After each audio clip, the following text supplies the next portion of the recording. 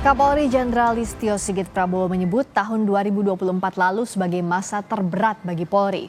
Menurut Listio, Polri banyak disorot publik karena banyak anggotanya yang melakukan pelanggaran hukum.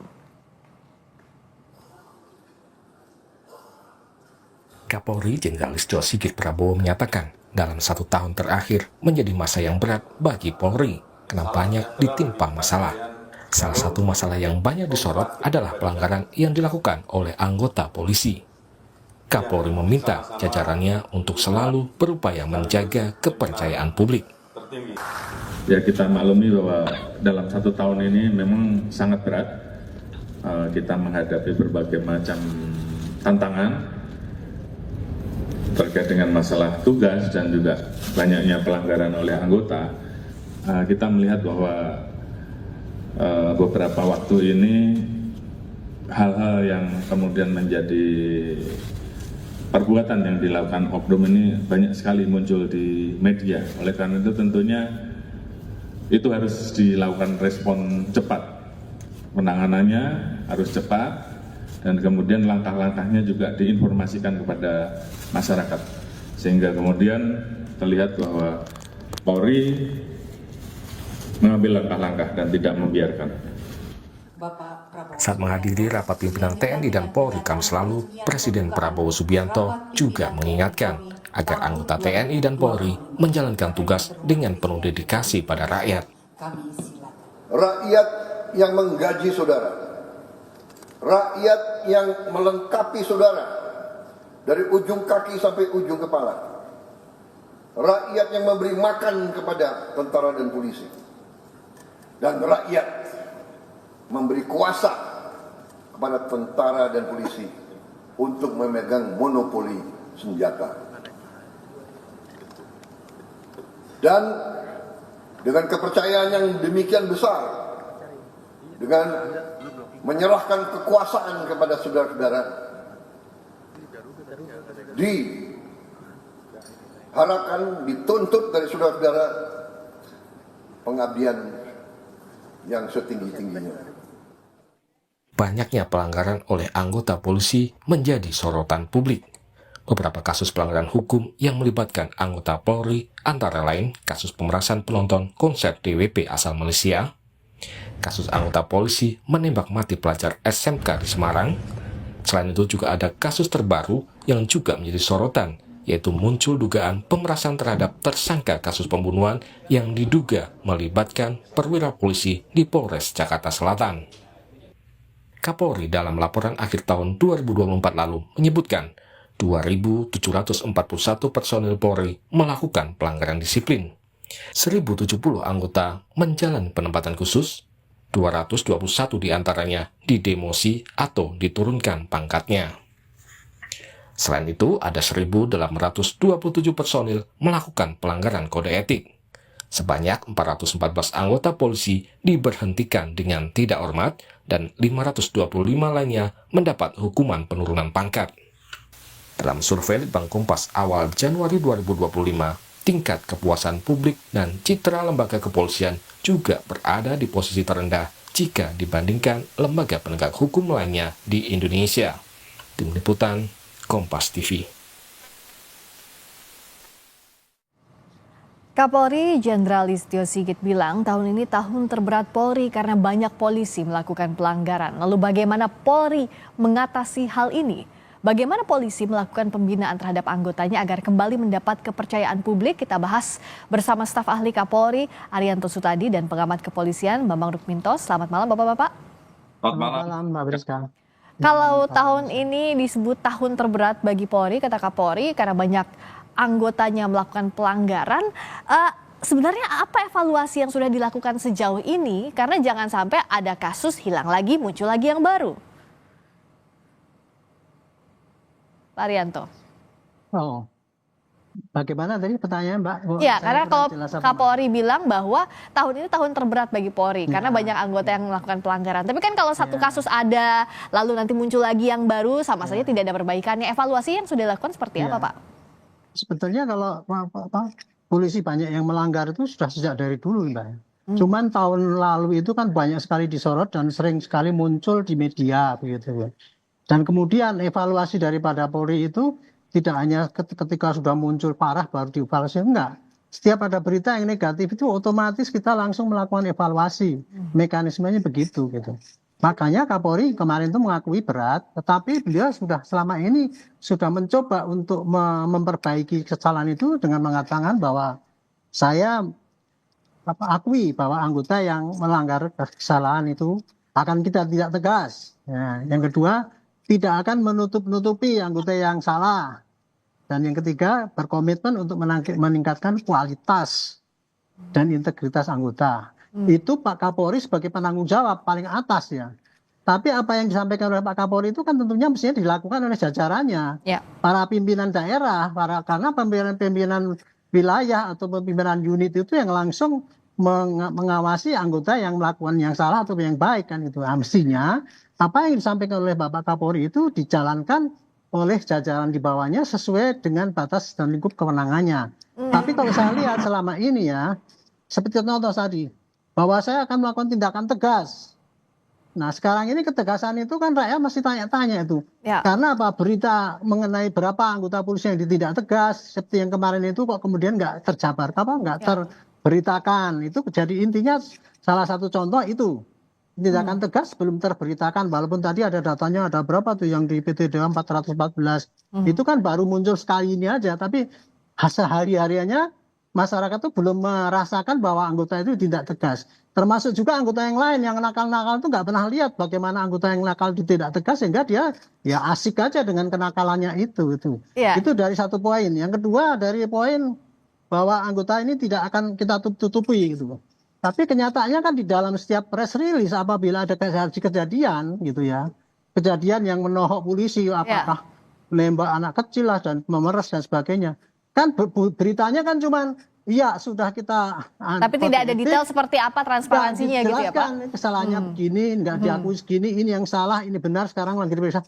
Tidak hanya akan kita lakukan pemeriksaan secara profesional, ya publik yang nggak puas. Iya. Itu yang terakhir untuk itu. Komitmen kualitas integritas itu tadi itu kan Kapolri hanya ngomong perintah bawahnya yang mestinya aktif gitu. Dan itulah mesti dari menurut hemat saya kemauan dari Pak Kapolri sudah cukup ya, sudah bagus. Cuman jajarannya bawahnya itu belum bisa menerjemahkan apa arti daripada perintah Pak Kapolri untuk tidak melindungi, kemudian menindak tegas dan membina integritas itu. Nah, Pak Bambang, kira-kira pandangan saya gitu. Iya, tadi sudah jelas yang disampaikan Pak Arianto poin-poinnya. Tapi artinya Pak Bambang, menurut Pak Bambang apa yang menyebabkan tadi bawahan dari Kapolri tidak mau menerjemahkan atau tidak mengerti? Antara tidak mengerti dan tidak mau kan berbeda artinya. Ya, saya melihat ini terkait dengan leadership dari Pak Kapolri sendiri ya. Karena kasus ini kalau dikatakan bahwa kasus terberat di tahun 2024, tahun 2023, tahun 2022 ya berat juga. Ada kasus Sambo, ada kasus Teddy Minahasa dan lain-lain seperti itu. Makanya terkait dengan pelaksanaan di lapangan kita tidak bisa menyalahkan level di bawahnya. Pak Kapolri sendiri sudah pernah menyampaikan bahwa kalau ikan busuk itu berasal dari kepalanya, seharusnya Kapolri juga harus tegas dengan memotong kepala-kepala yang dimaksud oleh Pak Kapolri gitu. Makanya kalau kemudian sampai saat ini tidak ada perbaikan ketegasan dari Pak Kapolri itulah yang kita tunggu. Karena kalau kita melihat banyak kasus yang terjadi saat ini misalnya ini proses penuntasan kasus sanksi yang diberikan pada personil terkait dengan tindak pidana itu pun juga tidak dilakukan seperti itu. Makanya lagi-lagi yang diharapkan adalah bagi masyarakat karena penanggung jawab kepolisian ini adalah Kapolri, ya adalah tindakan tegas dari Kapolri. Kalaupun di level bawahnya ini tidak bisa melaksanakan, tentu Kapolri diharapkan juga segera memotong mereka seperti itu untuk mengganti, bukan malah mempromosikan mereka seperti itu. Nah itu bisakah dilakukan Pak Arianto atau sudahkah dilakukan untuk memotong kepala-kepala yang dinilai tidak taat dengan apa yang disampaikan oleh Pak Kapolri?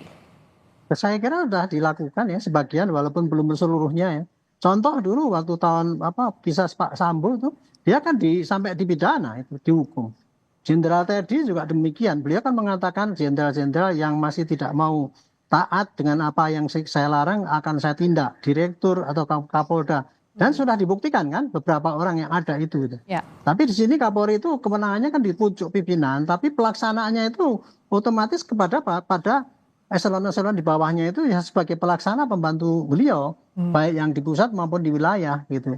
Jadi Pak Kapolri sudah memberikan perintah tegas, hanya kemungkinan ya kepada jajaran yang masih kurang sigap itu mungkin kurang dijewer gitu, kurang lebih ya. Sehingga jadi akhirnya ya antara yang baik sama yang tidak atau yang berkualitas sama yang tidak nggak kelihatan gitu. Jadi mana yang berprestasi mana nggak berkelihatan. Akibatnya ya kekurangan itu masih terus tetap saja menjadi warna daripada polisi.